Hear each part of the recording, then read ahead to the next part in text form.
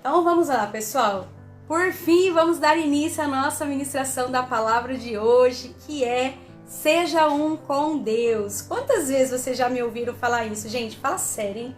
Quantas vezes vocês me escutam sobre isso? Acho que se não for pelo menos 2, 3 vezes na semana, é pouco, né?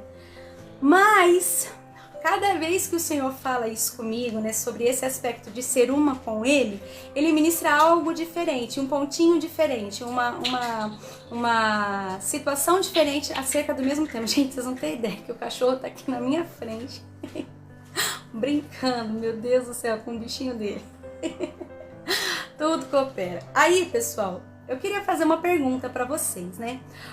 Quantos de vocês, sejam absolutamente sinceros, já estão cansados de ouvir, né? Desde que vocês são crianças, desde que vocês nasceram, né? Coisas do tipo assim, ó, você precisa ser tal coisa, você precisa ser tal outra coisa, seja assim, seja assado, mude seu jeito de ser, olha, você precisa ser isso, você precisa ser aquilo, né? Eu não sei quantas vezes vocês já ouviram isso, né? Eu sei que eu passei a minha vida inteira escutando de todos os lados, né? Você precisa ser isso, você precisa ser aquilo, né? E quando não é você precisa ser isso ou aquilo, né? Por exemplo, seja mais esforçada, seja mais tranquila, seja mais organizada, seja menos metódica, seja mais forte, seja mais sério, seja mais leve, seja mais isso, seja mais aquilo, seja esse tipo de profissional, aquele tipo de profissional. Quantas vezes você já ouviu pessoas dizendo que você tem que ser de uma forma A ou de uma forma B? Ou talvez não só seja isso ou seja aquilo, como também outra coisa, faça isso ou faça aquilo. Quantas vezes, desde que você se entende por gente, você já ouviu, olha aí, ó, sobe mais. Quantas vezes você já ouviu, né, frases como faça assim, faça assado, né? Não faça do jeito que você tá fazendo, faça mais, faça menos. Eu acho que desde que a gente cresce, né? Desde que a gente nasce, a gente cresce ouvindo esses termos, esses dois verbos sobre nós, né? Seja e faça. Você já ouviu muita coisa sobre isso? Seja e faça? Eu confesso que eu comecei a pensar sobre isso porque eu já tô ficando com um pouquinho de saco cheio ali do Instagram, do Facebook. Toda vez que a gente abre aquilo tem uma mensagem, né, de autoajuda, seja, faça, já tô por aqui. E aí o Espírito Santo ministrou acerca no meu coração acerca exatamente desses dois verbos, seja e faça. E tem a ver com essa temática de hoje que seja um com Deus, né? Então olha só, como a gente estava estudando, né? Como eu estava falando para vocês. A nossa vida inteira você teve que ficar suprindo a expectativa de alguém, suprindo aquilo que alguém colocou para você como o jeito certo de ser. E talvez, né, você cresceu até hoje com uma sensação de frustração no seu interior. Uma frustração porque você se sente sempre aquém daquilo que você ouve que precisa ser. O que é estar aquém, né? Para deixar claro, estar aquém significa não ser suficiente, estar à margem daquilo que deve ser. Tem um lugar que você precisa chegar, mas você não chegou nesse lugar. Então o lugar é aqui, só que você só chegou até aqui. Você está aquém da onde você precisava estar. Isso é o que significa estar aquém. Então talvez quando você ouve tantas vezes, seja assim, seja assado, seja assim, seja assado, e você não consegue ser, talvez gere no seu coração uma sensação de frustração, porque você está sempre com essa sensação de que você não conseguiu atingir a expectativa que a determinada pessoa ou determinado grupo tinha acerca de você, né? E além dessa sensação de frustração, talvez o que permeie também, assim, constantemente a sua alma, o que circunde aí as emoções que mais circundem a sua alma, talvez seja também uma sensação de incompetência. Em que sentido, pessoal? Porque se alguém está sempre dizendo para você, alguém ou muitos alguéms, né, dizendo faça assim, faça assado, e você não consegue, você não alcança essa expectativa, talvez dentro do teu coração você se sinta assim, poxa, eu sou incompetente, eu sou um fracassado, né? Não dá certo, eu não consigo, eu não vou chegar lá, não é possível. Então, meus amados, pensem comigo. desde pequenininhos, né, no meu caso, até agora, né, e não vai parar de ser nunca, porque eu sempre fui pequena, né, mas desde a nossa tenra idade, a gente vem sendo gerado em nós essas duas sensações que são devastadoras e terríveis. A sensação de que você nunca é suficiente, que você sempre poderia ser melhor ou mais do que você consegue ser, e a sensação de incompetência, porque você não consegue suprir, né, a expectativa do faça que o outro colocou em você. Então, dentro desses mandatos, né, que você ouve a sua vida inteira, você ouve seja e faça dentro da sua família, você ouve seja e faça dentro da escola, você ouve seja e faça dentro do trabalho, você ouve seja e faça com as suas relações de amizade, em todos os níveis você sempre escutou inúmeras vozes dizendo seja e faça. E o engraçado, pessoal, é que cada uma dessas vozes, elas falam um seja diferente. Então, enquanto um tá falando, seja mais assim, a outra pessoa que também faz parte da sua vida fala assim, não, esse não, seja desse jeito. Aí outra pessoa que tem uma relação importante pra você fala, não, você tem que fazer dessa forma. E vem outra pessoa de outro lado, mas que também é importante, fala, não, mas essa forma não tá certa, você tem que fazer da outra forma. Pensa a sua cabeça no meio de tudo isso. Pensa se não existe aí um certo terrorismo emocional que foi colocado na tua mente desde que você é uma criança, né? Quantas e quantas vozes controversas dentro da sua cabecinha, né? Quantas e quantas vozes, quantas e quantas exigências, quantas e quantas exigências dentro de você, coisas que te confundem, coisas que te atrapalham, e quando você acha que você está agindo certo, de repente vem, bum, outro seja, bum, outro faça, e cai tudo por água abaixo, e aí você não consegue saber quem você é, para onde você vai, o que você tem que fazer da sua vida.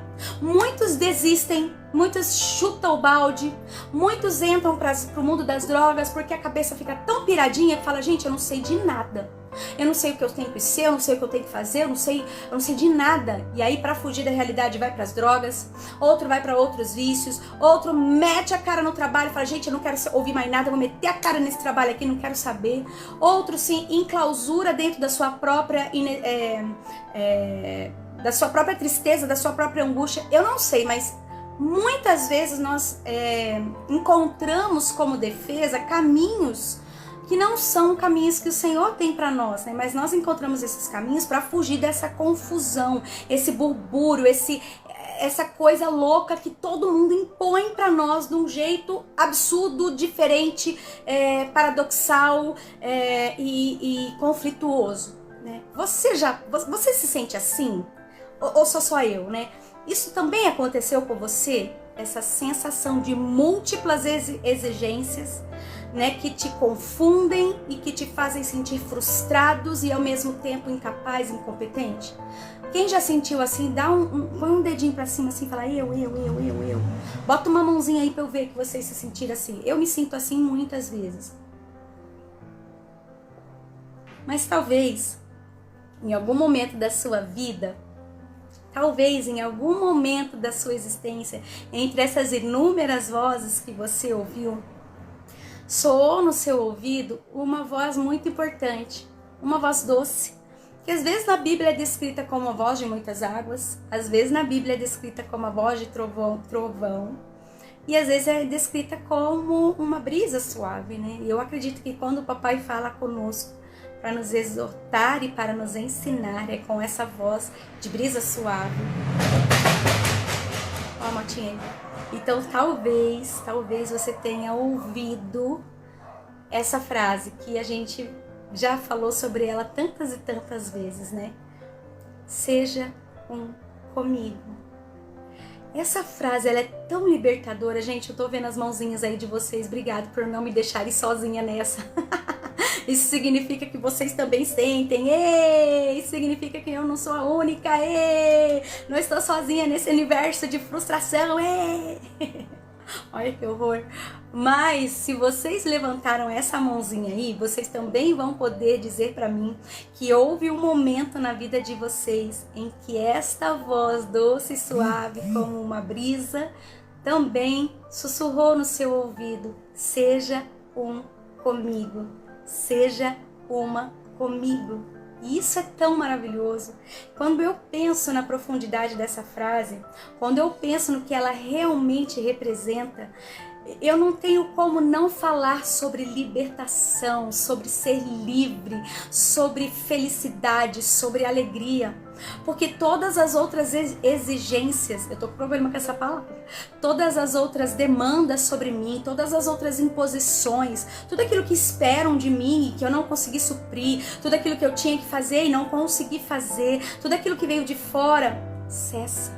Porque a única voz que começa a ecoar dentro de mim é: seja uma comigo.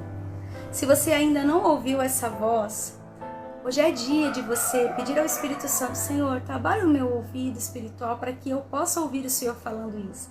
Mas se você está aqui nessa noite, se você está vendo essa live, e se você levantou a sua mãozinha dizendo que essas frustrações também passavam na tua cabeça, eu tenho certeza que você também já ouviu o convite do Espírito Santo a você, dizendo que o que ele deseja é que você seja um ou uma com ele.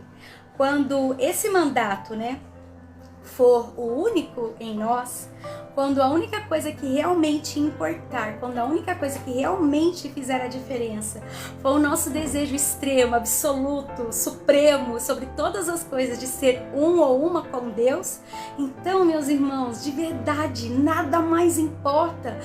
O que falam, o que fazem, o que fizeram, o que farão, whatever, não importa. Porque eu já sou uma com o Todo-Poderoso, eu já sou uma com Ele. O que pode me atingir, o que pode me alcançar? Nada. Se Ele, que é o poderoso, o supremo, o soberano, me desejou ser um comigo, não me importa, não me importa a demanda do outro sobre mim, não importa o que o outro espera sobre mim. Importa o que ele deseja de mim, que é ser um comigo. Como que eu sei que isso é verdade? Olha, João 17, 21, um versículo muito famoso, ele nos ensina assim, ó. João 17, 21, para quem quiser ler aí na biblinha de vocês, tá? Para que todos sejam um, como tu, ó Pai, o és em mim e eu em ti, que também eles sejam um em nós. Uau! Quem disse isso foi o meu Salvador. Eu não sei se é o seu, mas o meu Salvador disse isso. Isso significa que quando ele esteve na terra, tudo o que ele fez, todas as atitudes, o próprio fato de vir, era focado em João 17, 21. O objetivo, da redenção era João 17, 21. Nos tornar um com ele, Então, pessoal, existe aqui uma reflexão que a gente vai fazer. Hoje Deus vai mostrar para mim, para você, na verdade para mim ele já mostrou, tá? Princípios importantes que nós precisamos absorver para que de fato, verdadeiramente, não da boca para fora, não no nível de consciência, de cognitivo, não no nível superficial, mas no nível de espírito, para que nós possamos realmente ser um com Deus. Quem quer? Se você quiser, faz comigo essa oração agora, VaptVupt. Deus, abra agora a nossa mente em nome de Jesus. Que não seja, Senhor Deus, mais um momento simples qualquer, como estamos acostumados, Senhor. Mas que seja, Senhor Deus, a grande oportunidade, Senhor Deus, desses últimos tempos nas nossas vidas, para que realmente possamos entender o que fazer para ser uma e um com o Senhor. Amém? Bom, a nossa real essência, a primeira coisa que a gente precisa absorver para entender como podemos ser uma com Deus. A nossa real essência já foi definida antes da eternidade. Eu sei que você já sabe esse versículo de cor salteado.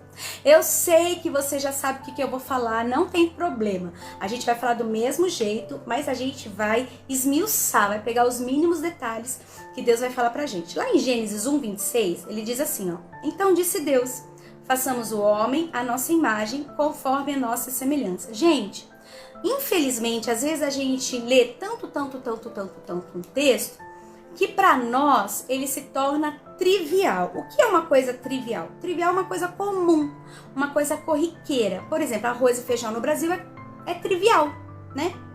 Então, ou deveria ser, né, na mesa de todos os brasileiros. Talvez quando a gente lê esse versículo, por ele ser tão batido, tão unido, tão unido, tão unido, a maioria das escolas bíblicas dominicais infantis trabalha tanto Gênesis, né, que a gente já chega uma hora que a gente nem aguenta mais às vezes.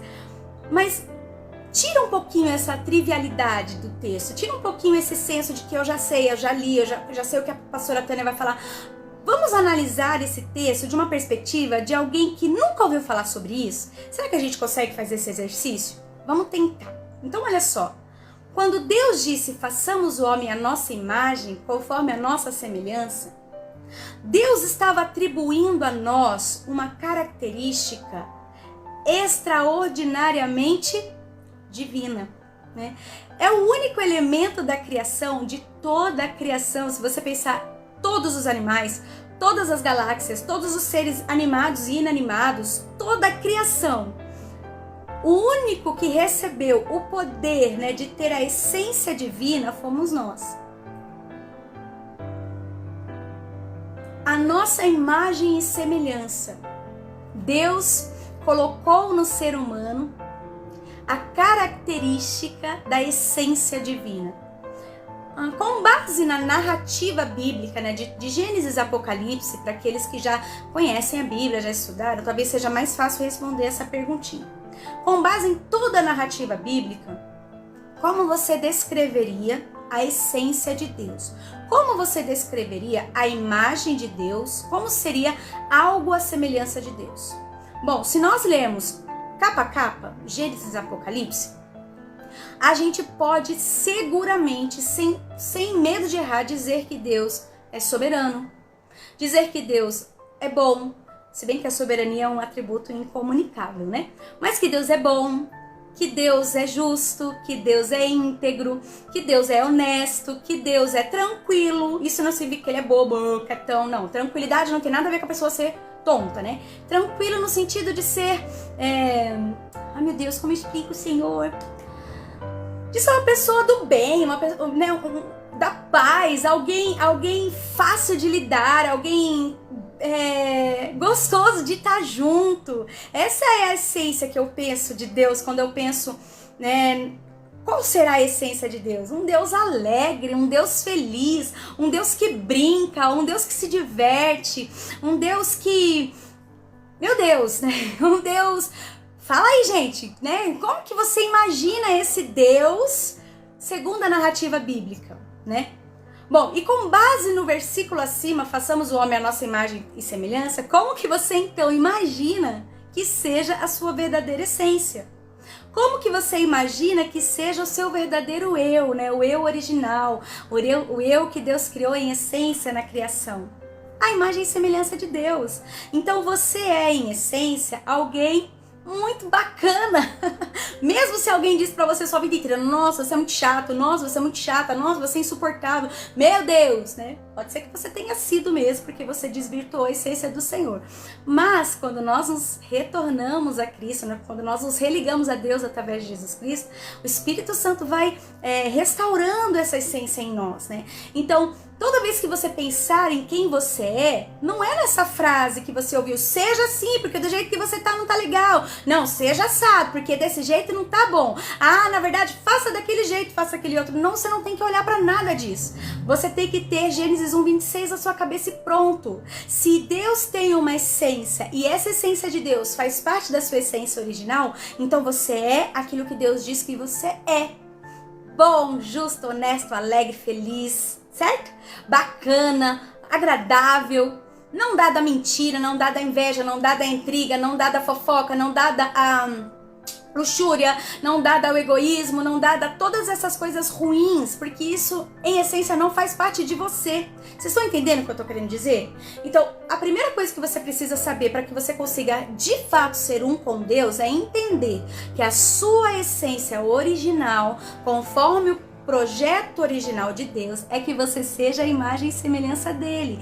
E isso já é suficiente. Aliás, dizer que ser a imagem e semelhança de Deus já é suficiente parece até uma coisa estranha de se falar, né? É óbvio que ser a imagem e semelhança de Deus não é suficiente. É tudo, meu Deus! O que pode ser mais importante, mais lindo, mais tudo do que isso? Ser a imagem e semelhança de Deus. E aí, gente, isso nos faz pensar que existe só um padrão. E o nosso padrão, em essência, é ser como Deus, a imagem e semelhança dele. E aí talvez algum aí críticozinho de plantão, não vocês que estão aí, que vocês são lindos, fofos, cheirosos e maravilhosos, esses 17 pessoas que estão aí. Mas sabe aquelas pessoas que vão ver a live depois? Então talvez essas pessoas que vão ver a live depois, talvez elas vão criticar. Talvez elas vão falar assim, tá bom então, todo mundo é imagem e semelhança de Deus agora. Então quer dizer que todo mundo é igual. Então quer dizer que todo mundo tem a mesma personalidade. Todo mundo gosta de manga. Claro que não, né, gente? Porque eu odeio manga. Então, óbvio que essa resposta é não. O fato de nós sermos a imagem e semelhança de Deus não retira de nós aquilo que Deus nos deu de tão lindo, de tão maravilhoso que é a nossa personalidade. Ok, que a personalidade ela sofre influência do mundo externo. Estamos de acordo com isso. Mas a gente não vai falar sobre esse aspecto, tá? Nós vamos falar da personalidade como um presente de Deus para nós dentro do fato de sermos a imagem e semelhança dele. Por quê, pessoal? Porque a própria Trindade nos revela que a essência divina é única, né? A essência divina é um único Deus, mas que como a formação de 3 pessoas, eles possuem as suas 3 personalidades, né? Ai, pastora, a senhora tá falando então que são 3 pessoas diferentes? Trem, escuta, eu estou dizendo que é uma pessoa, um único Deus, com 3 pessoas, e cada pessoa com a sua personalidade. Então, o fato de você ter a sua essência divina não significa que você vai ter que deixar de gostar de manga porque eu não gosto. Eu estou exagerando no termo da personalidade, tá, pessoal? É só uma metáfora. A personalidade define se você é uma pessoa mais tímida, se você é uma pessoa mais extrovertida. A personalidade vai definir se você é uma pessoa que gosta mais de uma coisa X ou de uma coisa Y. Vai definir se você é uma pessoa mais impulsiva ou uma pessoa mais passiva, entende? Isso não denigre a sua essência com Deus. Por que é importante você saber isso? Porque a primeira coisa que você pensa em mudar é a sua própria característica de ser, para poder agradar o outro, para poder suprir a necessidade do outro, para poder suprir a expectativa do outro. Quando o próprio Deus te fez individual, um ser pessoal, com características próprias, mas pertencendo a uma mesma essência. Então, o que a gente precisa aprender da nossa personalidade, pessoal? A gente precisa aprender que eu, como uma personalidade de pessoa tímida, todo mundo sabe que eu sou bastante tímida, né? Eu tenho dificuldade, né? Eu sou muito tímida. Mas com a minha timidez, eu vou deixar passar a essência de Cristo através da minha timidez. A minha timidez, que é uma essência, mentira, né, pessoal? Todo mundo sabe que eu sou super extrovertida. Mas a essência divina, ela vai perpassar por meio da minha personalidade. Então, a bondade de Deus vai ser transposta ao outro através da minha, como é que fala? Extroversão, é isso. Então, a alegria de Deus vai ser passada ao outro através da sua timidez, talvez. A justiça de Deus vai ser transpassada ou perpassada para o outro através, deixa eu ver, da sua capacidade de observação. Então, a sua personalidade, ela não deve ser anulada, mas a sua personalidade deve demonstrar a essência de Deus. A sua personalidade deve demonstrar a essência divina do Senhor que há em você. Então, os múltiplos seja e os múltiplos faça que você ouviu ao longo da tua vida não podem mudar a tua personalidade. Pastora, me dá uma prova bíblica do que você tá falando é verdade. Primeira uma coisa, né? Você tá duvidando, pergunta pra Deus. Mas como eu tô aqui como arauto da palavra, eu vou falar. Vamos pensar no nosso amigo Pedrinho. Gente, Pedro, ele era impulsivo. Pedro era sangue nos olhos, era a espada ninja pra tudo quanto é lado, certo? Deus trocou essa personalidade de Pedro? Não. O que Deus fez? Deus trouxe essência divina para a personalidade dele, entende? Então, eu não estou dizendo aqui que você deve ficar com os aspectos ruins que constituem a sua vida, né? Com os aspectos ruins ao qual você foi formado, né? No campo que você viveu. Porque às vezes você viveu num ambiente em que você aprendeu a ser fofoqueiro, chismoso, chato, podre, xexelento, arrogante, metido, sei lá eu, o jeito que você aprendeu a ser. Talvez, eu não sei. Isso eu não tô dizendo que você precisa permanecer como você é, com aquela postura orgulhosa. Eu nasci assim, eu vou sempre assim, né, Gabriela. Não é isso que eu tô falando. Eu tô falando que a sua personalidade, ela precisa ser coberta ou regenerada pela essência da imagem e semelhança de Deus que há em você. Todo mundo entendeu? Podemos passar para o próximo ponto? O que você, se alguém ficou com dúvida aí, escreve no chat que depois eu entro no particular e respondo. Porque a gente vai passar para o próximo ponto, ou sim. O próximo ponto diz assim, então, ó.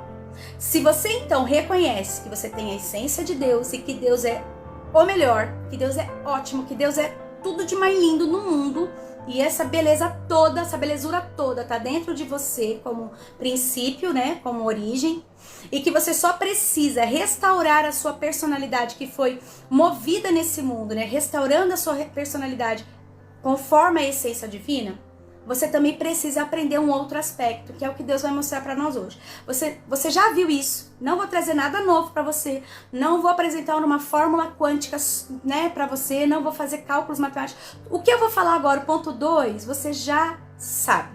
Mas é sempre bom relembrar, né, porque a gente acaba caindo sempre nas mesmas armadilhas. Bom, há uma estratégia, então, traçada pelo inimigo para promover uma distorção da sua identidade. Então, quando eu falei para você assim, que a sua personalidade, né, foi um presente de Deus para você, para te tornar único, né, dentro dessa essência divina que todos nós temos, obviamente o inimigo das nossas almas, ele também sabe disso. Então o que ele vai fazer? Ele vai tentar distorcer a sua identidade, distorcendo a sua personalidade. Nós já falamos sobre isso inúmeras vezes. O meio social ao qual você se desenvolveu, presta atenção, faz uma anamnese, faz uma autoanálise agora, né? Resgata a sua infância, resgata a sua adolescência, resgata a sua vida adulta, né? E se você já for um ancião, uma anciã, resgata aí a sua melhor idade. Como foi o ambiente em que você viveu? Era um ambiente violento?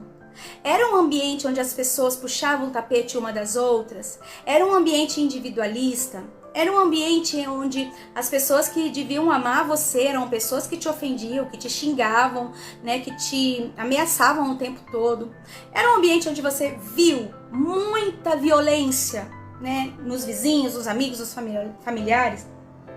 Era um ambiente em que a sua própria casa era um ambiente de violência, talvez não física, mas às vezes física, era um ambiente de violência psicológica, né? Fala pra você mesmo, não fala pra mim não, porque eu não tô te ouvindo, mas fala pra você mesmo como que foi o ambiente ao qual a sua personalidade, que foi dada por Deus como um presente, foi desenvolvida, né? O ambiente ao qual você passou a tua vida diz muito sobre o tipo de personalidade que foi distorcida em você. Violência, mentira, intriga, falta de amor, falta de oportunidade, fome, né? Frustração, barraco, né? Aquelas famílias barraqueiras. Gente, me desculpa, né? Mas isso tudo não faz parte do reino do Senhor, né? Então, se você passou por isso, a sua personalidade sofreu o processo de distorção. E aí o que acontece, pessoal? Você já não consegue enxergar a sua própria vida, a sua própria personalidade como um presente, e tampouco você consegue ver em você a essência de Deus. ali no seu interior. E aí é exatamente por isso, porque houve tanta distorção de quem você realmente é, né, em essência, que você tá sempre querendo agradar o outro, você tá sempre querendo, né, mudar, você tá sempre querendo se transformar, você tá sempre querendo seguir a modinha. Gente, aquelas pessoas que só seguem as modas, que só usam a roupa da moda, que faz o penteado. Gente, cuidado com isso. É pessoa que tem um pouquinho de personalidade distorcida. Ai, quer dizer que o pastor tá falando que moda é feio. Lógico que não, trem, presta atenção. Estou dizendo que uma pessoa que fica doente se não tem o tênis da marca de moda, de marca de moda, não tem a roupa X, o cabelo Y, a unha Z, né? Por quê? Porque precisa estar igual a todo mundo, precisa estar inserido, porque não tem identidade, não tem certeza de quem é, não tem certeza de quem, da sua própria identidade, que foi tudo bagunçado, tudo esmiuçado, foi tudo num ambiente assim, ruim, que a personalidade dessa pessoa já era. E aí ela não é nem ela mesma e nem o outro. Ela é uma coletânea de outros. Coletânea, ó. Uma junção de outros e acaba sendo nada. Por causa disso, olha só. Deus nos revela hoje essa identidade satânica. Que começou lá nos primórdios da civilização humana.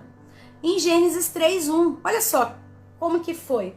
Uma simples pergunta, eu só vou ler a pergunta, o versículo é um pouco grandinho, mas eu vou ler só a pergunta diz assim, ó: foi isto mesmo que Deus disse?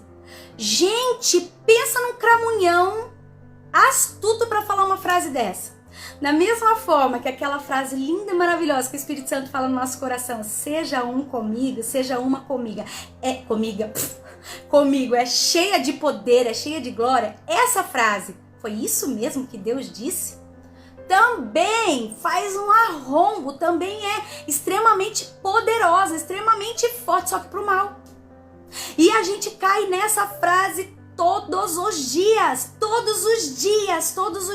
Satanás vem com essa perguntinha, foi isso mesmo que Deus disse? Pra mim, Satanás tem essa voz de brucutu, né? Foi isso mesmo que Deus disse? Todo dia ele fala isso na sua cabeça, para colocar dúvida sobre você mesma, para colocar dúvida na sua essência, para colocar dúvida no que se pode, no que não se pode, no que é bom, no que não é bom. Essa simples perguntinha introduziu um elemento altamente destruidor na história da humanidade. A dúvida. Pensa num trem, pensa num negócio que é demoníaco, é a dúvida de quem você é em Deus, a dúvida de quem Deus é. A dúvida é o oposto da fé. A dúvida é aquilo que te deixa inseguro. A dúvida é aquilo que não permite que você seja uma com Deus, um com Deus, porque você tem dúvida. Será que Deus me quer? Será que Deus me quer? Será que eu sou bom o suficiente? Não, você não é bom o suficiente. Não tem nada de bom em você. Será que... A dúvida sempre distorce a sua personalidade. Então, através da dúvida, o inimigo pôs em xeque o quê? O pensamento do homem em relação a ele mesmo. Será que eu posso ser outra coisa?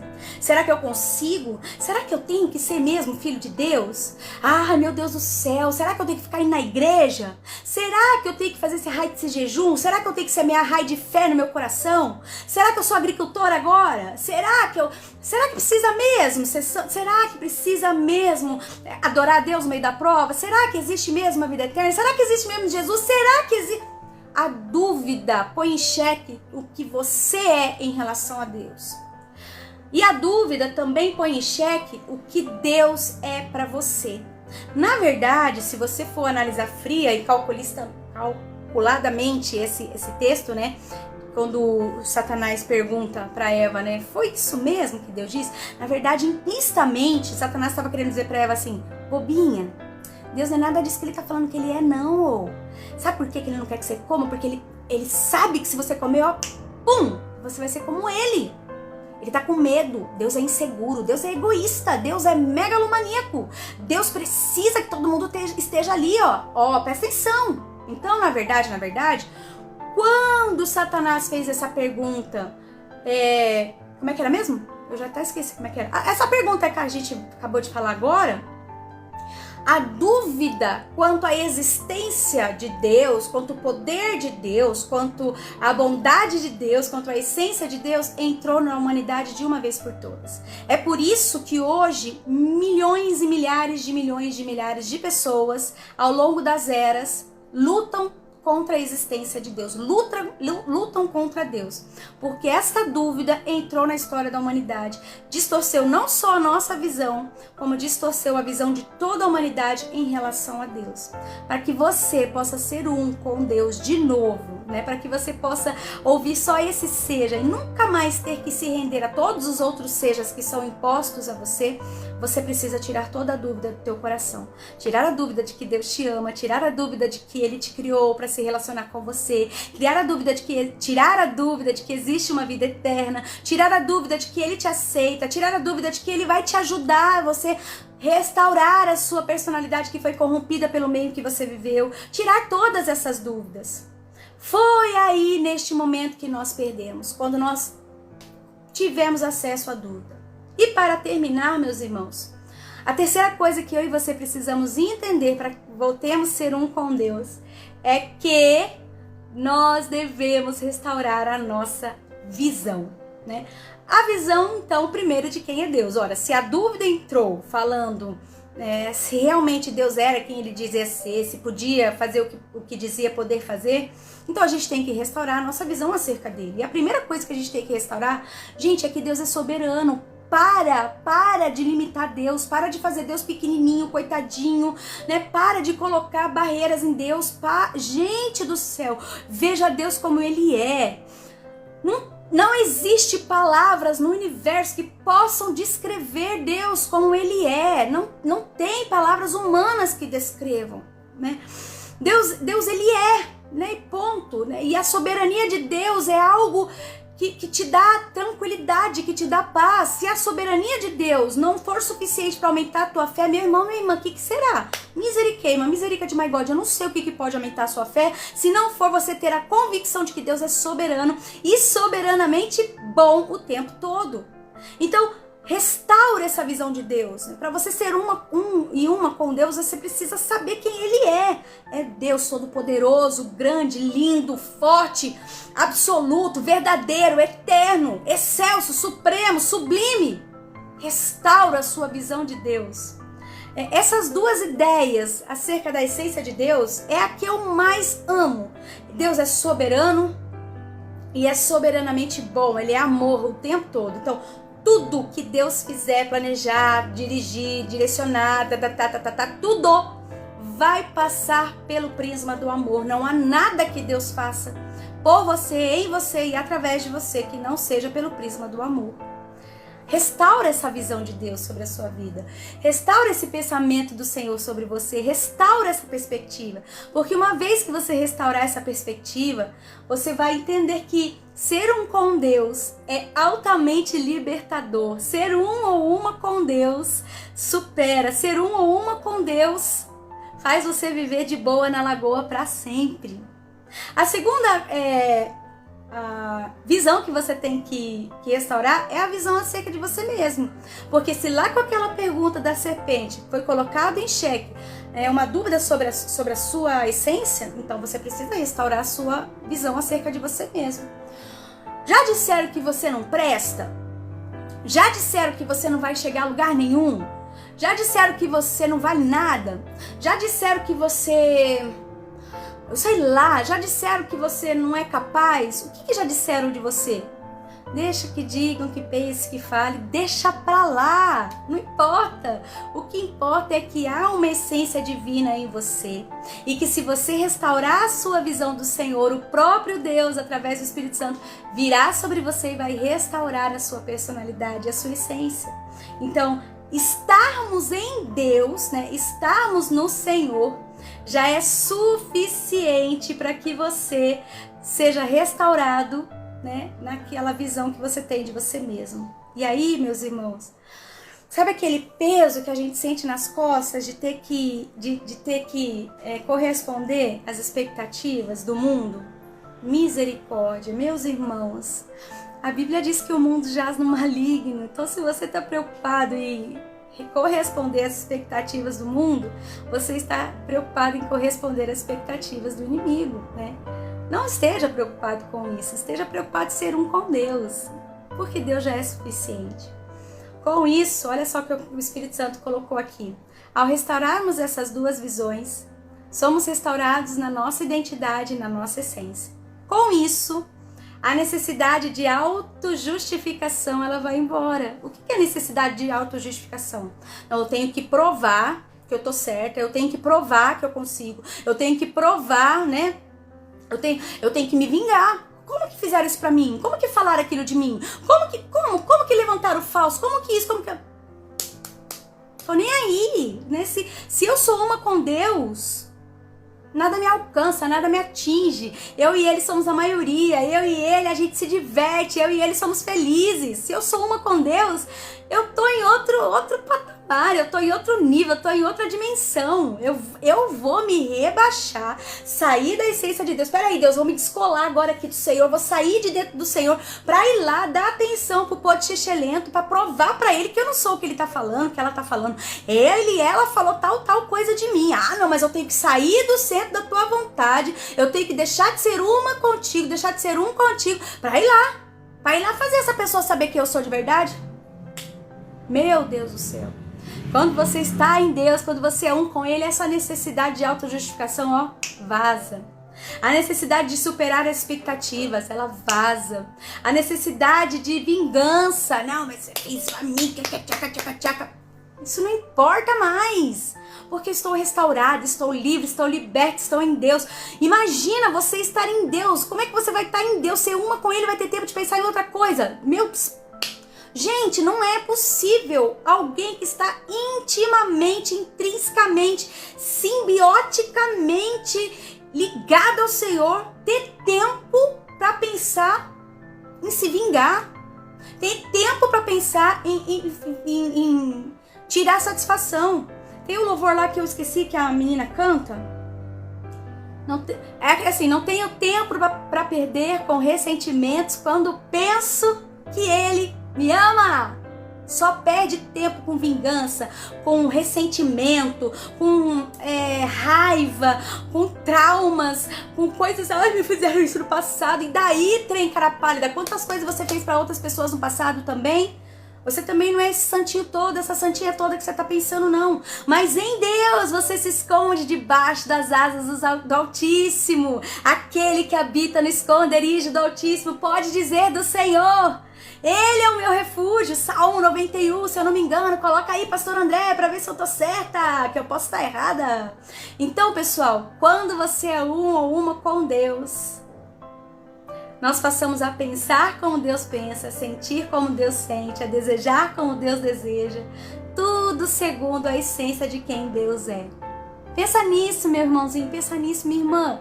Aquele que está debaixo do esconderijo do Altíssimo não tem tempo para sair de lá, tirar satisfação com aquele que está no lamaçal, com aquele que está sujo. A sua preocupação, a sua essência, o seu amor deve ser, porque você é um com Deus, o seu desejo é de ir lá, ser instrumento do Senhor, para tirar esse que está no lamaçal, está preso ainda numa personalidade raivosa, numa personalidade frustrada, numa personalidade, ai, fizeram isso pra mim, né, com autocomiseração, pobre de mim. Você sabe o que significa a palavra autocomiseração? Autocomiseração é isso, ai, coitadinha de mim, pobre que eu sou. Da hiena lá, né, do desenho da hiena. É isso mesmo, amor, é o desenho da hiena. É isso, gente, para de autocomiseração, para de ficar esperando, né, que o outro tenha peninha de você, piedade. Para com isso, trem. Você consegue ver o Senhor, o Deus Todo-Poderoso, o leão da tribo de Judá, o general dos exércitos, o rei de todo o universo, tendo pena dele mesmo? Menininho, seu pobre coitadinho, eles não me amam, eles não me querem. Que nada, rapaz, ele tá lá feliz, alegre, contente, reinando, poderoso, infinitamente, ai, tudo de bom, maravilhoso. Então, se você é um com ele, não tem espaço para você voltar e se preocupar com o que é ruim. Você só tem espaço para voltar a ser um instrumento de Deus e ajudar aquele que ainda tá preso nessas coisas tão tititica, a ser liberta, a ser livre, como você e eu somos libertos e livres. Amém? Para nós terminarmos, nós vamos voltar a João 17:21, quando Jesus disse, para que eles sejam um, assim como eu e o Senhor somos um. Para restaurar a nossa essência, possibilitar-nos viver o projeto original. Você sabe o que é a vida eterna? A vida eterna não é uma vida mais longa. Jesus não veio morrer na cruz para que você seja salvo e possa viver uma vida mais longa. A vida eterna é uma vida de intimidade com Deus, ao ponto de não saber mais onde começa o Senhor e onde começa você, porque vocês são um. Amém? Senhor Deus, em nome de Jesus, liberta-nos, Senhor Deus, de todas as artimanhas e estratégias e astúcias, Senhor Deus, do inimigo que mancharam a nossa personalidade, que, Senhor Deus, colocaram dúvidas em nós, que nos fizeram, Senhor Deus, ser tão inseguros, tão imaturos, Senhor Deus, tão necessitados de aprovação do outro, tão, Senhor Deus, raivosos, tão temerosos, tão descrentes. Deus, tudo isso, Senhor Deus, faz parte dessa estratégia, Senhor Deus, de tirar de nós a essência do Senhor, de tirar de nós, Pai, essa personalidade que o Senhor nos deu. Nos ajude a sermos livres, Senhor Deus. Espírito Santo, vem sobre mim, vem sobre o meu irmãozinho, vem sobre a minha irmãzinha agora, em nome de Jesus. Espírito Santo, vem e nos liberta, Senhor Deus, dessa visão errada que nós temos sobre nós mesmos e desses desejos, Senhor Deus, de continuar nesse sistema mundano, errado, triste, enfadonho, Senhor Deus. Senhor Deus, liberta-nos, Senhor Deus, dessa visão errada que nós temos do Senhor como um Deus pequeno, como um Deus limitado, como um Deus frustrado, como um Deus egoísta. Pai, una-nos a Ti, Pai, una o nosso espírito ao Senhor, redime a nossa personalidade para que nossa personalidade sirva a Cristo nessa terra.